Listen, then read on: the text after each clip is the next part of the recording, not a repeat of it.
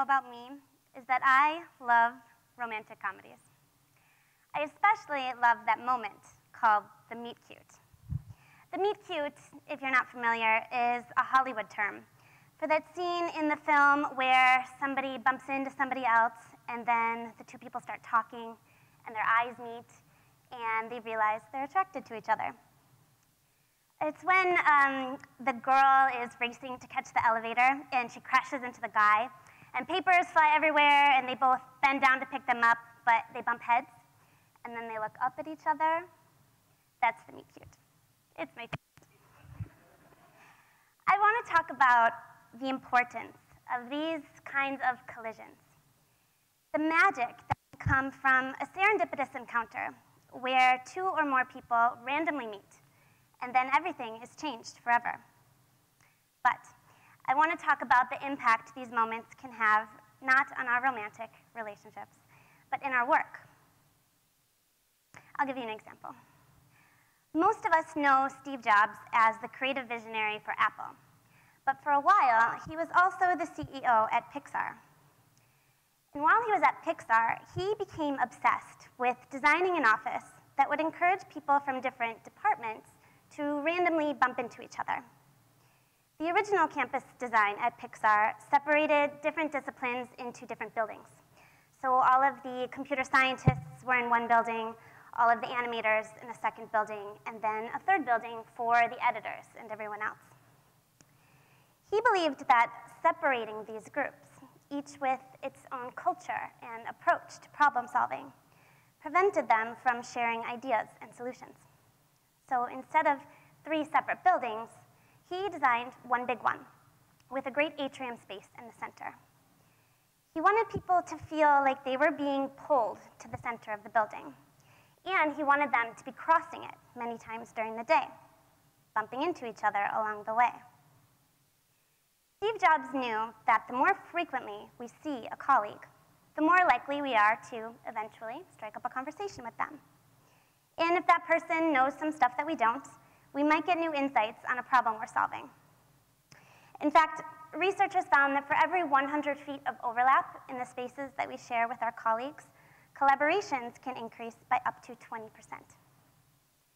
I found these ideas really interesting. So I spent 4 months working across a number of different kinds of office environments to research how the design of a workspace can impact collaboration among teams. I spent time working at the Harvard Innovation Lab, in co-working centers, open plan offices, and through it all, I lived in a house I shared with 15 other entrepreneurs. We called it a nerd fraternity. If anyone was destined for a workplace meet cute, trust me, it was me.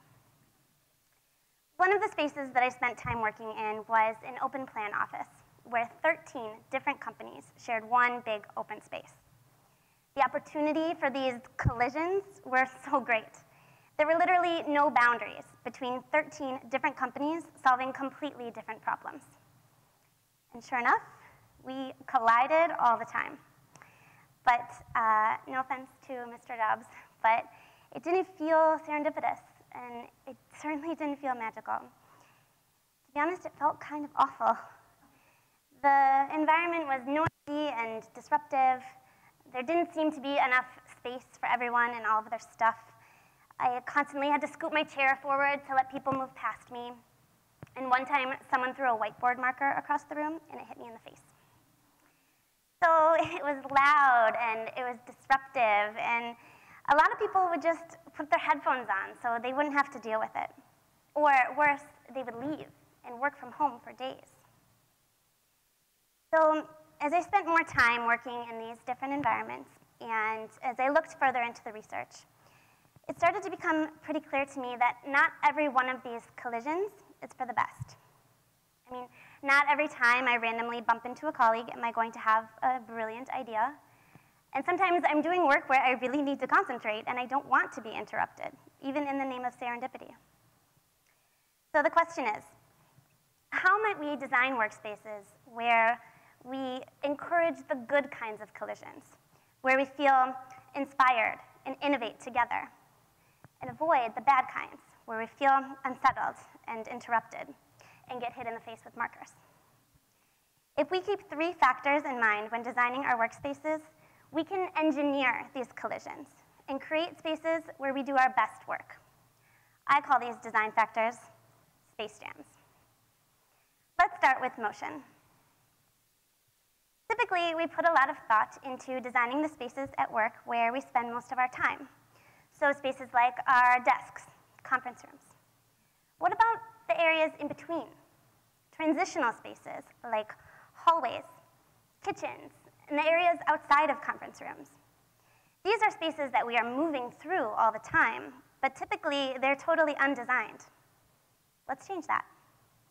If we put some elements of design into these undesigned spaces, we can create moments of collaboration. Take idea paint, which is paint that you can write on with markers, and cover the hallways outside of a conference room. Then the next time you're waiting for the meeting before yours to finish, when typically we're just on our phones, grab a marker and draw out an impromptu mind map with your coworker. Or just play a game of hangman with someone that you don't know that well. By designing with motion in mind, we can create moments of collaboration. The second space jam is flexibility. As entrepreneurs and innovators, no matter our fields, our work is constantly changing every day, and our workspaces should be flexible enough to change with us. In one of the spaces where I worked, everything in the office was on wheels. Couches, tables, whiteboards, desks, everything could be reconfigured at a moment's notice, and employees were encouraged to reinvent and reimagine their own spaces every day. I saw elements of playfulness and collaboration in this workspace that the typical office just doesn't support. And the work that came out of this office showed it. So we've talked about designing for motion and flexibility. The third space jam is autonomy. Designing spaces for autonomy is really about designing spaces that allow choice. Most office buildings offer just 2 choices. There's cubicles for individual work and conference rooms for short bursts of teamwork. In one of the spaces where I worked, I could choose where I wanted to spend my day based on my mood and my goals. So I could start my day at a cubicle to power through my inbox and then move to a standing desk to re-energize my brain.